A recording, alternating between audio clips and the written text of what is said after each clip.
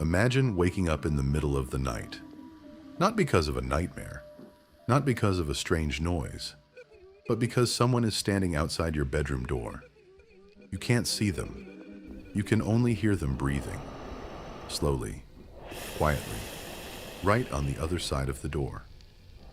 You tell yourself it's nothing. Maybe it's the house settling. Maybe it's the wind. Maybe you're still half asleep. Then the breathing stops, and a voice whispers your name. The problem is, you're home alone. This happened to a man named Daniel. At least, that's what he claimed. Daniel had recently moved into an old apartment building on the edge of a small town. It wasn't a beautiful place. The building was almost 100 years old. The walls were covered in faded wallpaper. The wooden floors creaked whenever someone walked across them, and the hallway lights sometimes flickered for no apparent reason. But the rent was cheap, and Daniel didn't care. He had just started a new job and needed somewhere to live quickly. The apartment seemed perfect. 2 bedrooms, a small kitchen, a living room overlooking the street, and, strangely enough, a door at the end of the hallway. Daniel assumed it was a closet, but when he tried to open it, the door wouldn't move. He tried again. Nothing. It was locked. So he asked the landlord about it. The landlord stared at him for a few seconds, then said something Daniel found strange. "Don't worry about that door." Daniel laughed. "Is it just a storage closet?" The landlord didn't answer. He simply handed Daniel the keys and said, "Some doors are better left closed." Daniel thought it was an odd thing to say, but he forgot about it. For the first few weeks, everything was normal. He went to work, came home, cooked dinner, watched television, and went to sleep.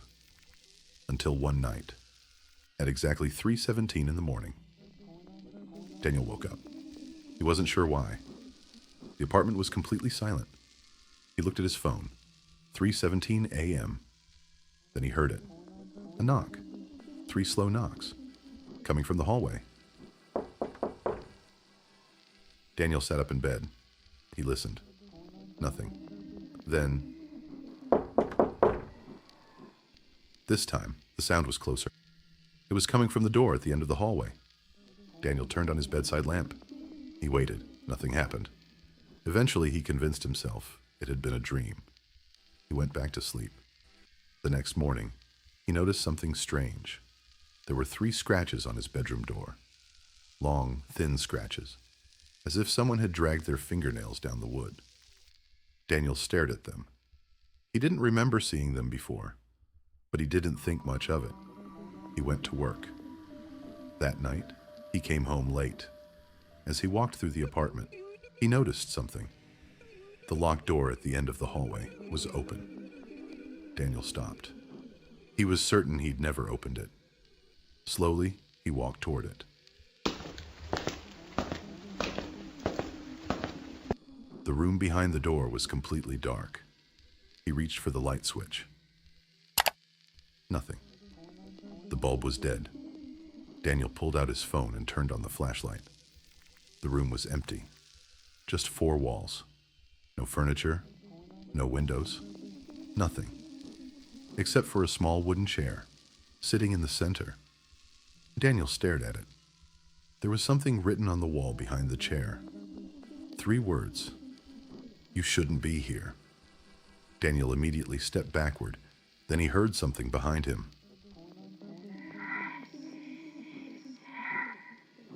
A whisper. "Daniel." He spun around. Nobody was there. He ran out of the room and slammed the door shut. That night, Daniel didn't sleep. The next morning, he called his landlord. He explained what had happened. For several seconds, the landlord said nothing. Then he asked, "Did you see the chair?" Daniel's stomach dropped. "How do you know about the chair?" The landlord sighed. "Because you're not the first person to see it." Daniel demanded an explanation. The landlord finally told him the story. Decades earlier, a family had lived in the apartment. A father, a mother, and their young daughter. One night, the daughter disappeared. The police searched the building for days.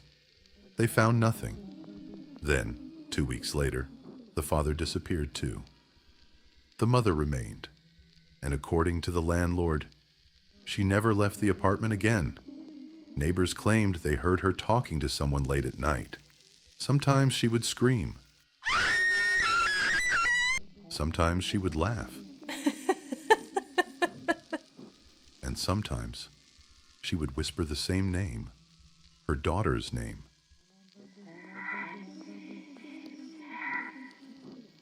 Eventually, the police broke into the apartment. They found the mother sitting in the locked room at the end of the hallway, sitting in that exact chair.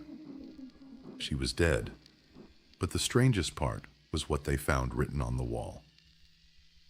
3 words: "You shouldn't be here." Daniel asked what happened to the room afterward. The landlord paused. "It was sealed." "Then how did I open it?" "I don't know." Daniel didn't stay to argue. He packed a bag and left the apartment. He spent the night at a hotel. The next morning, he returned with 2 friends to collect the rest of his belongings. But when he entered the apartment, something was wrong. The locked room was gone. There was no door, just a normal wall. Daniel stared at it. His friends thought he was crazy. They couldn't see what he was talking about. Daniel touched the wall. Solid. No door. No scratches. Nothing. He decided he was done with the apartment. He moved out that same day. For the next few weeks, everything seemed normal again. Until one night, Daniel received a phone call.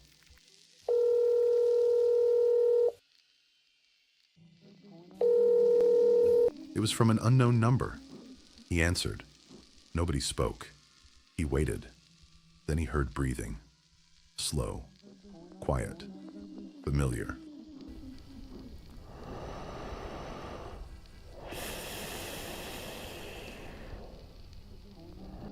Daniel immediately hung up. His phone rang again, same number.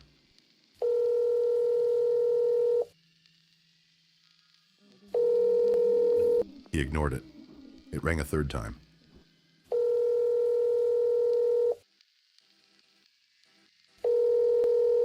Then a text message appeared.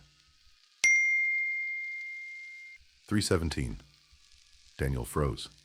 He didn't sleep that night. At 3:17 a.m., his bedroom door creaked open. Daniel slowly looked toward it. There was nobody there. Then he heard 3 knocks. Not from the front door, not from the window, from inside his bedroom. Daniel turned on the light. Nothing. Then he noticed something. A small wooden chair, sitting in the corner of his room. The same chair from the apartment. Daniel couldn't breathe. He stared at it. And then, someone sat down. The chair moved. Slowly. By itself. Daniel ran out of the room. He called the police. When they arrived, they searched the entire apartment. They found nothing. No chair. No scratches. No evidence anyone had entered. The officers told Daniel he was probably exhausted. Maybe he was experiencing sleep paralysis. Maybe stress was affecting him. Daniel wanted to believe them, until one officer noticed something on the bedroom wall. 3 faint scratches, and underneath them, 3 words. You shouldn't be here. Daniel moved out again. This time, he left the city. He changed his phone number. He stopped talking about the apartment. And for almost a year, nothing happened. Until yesterday, Daniel received a letter. There was no return address.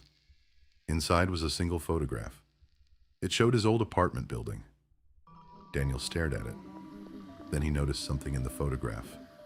A window on the 3rd floor. His old apartment.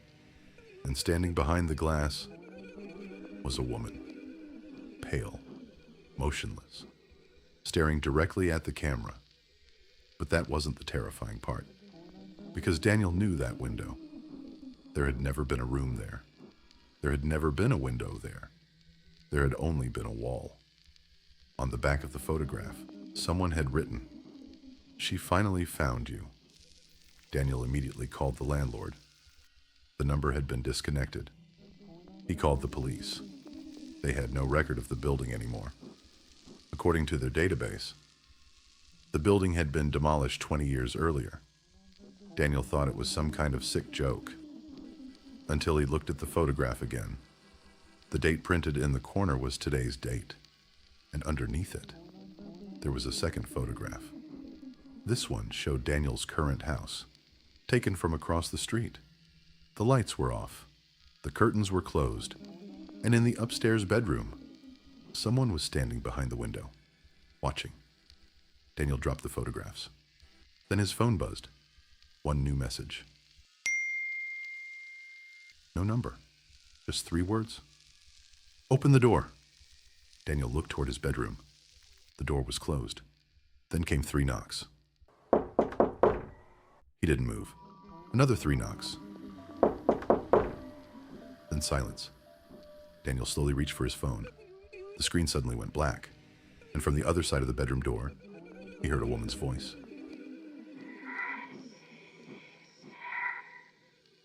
Very softly. "Daniel." He froze. The voice whispered again.